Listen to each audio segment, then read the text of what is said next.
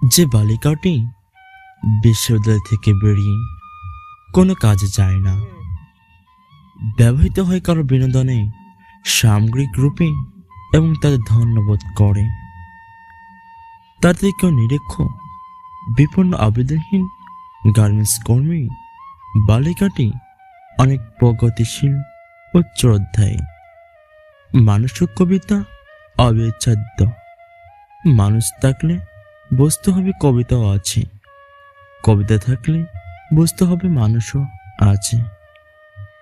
পুরুষ নারীকে বলছে দেবী সরস্বতী, কল্যাণী গৃহলক্ষ্মী, অর্ধেক কল্পনা, কিন্তু চেয়েছে চিরন্তনী দাসী হিসেবে।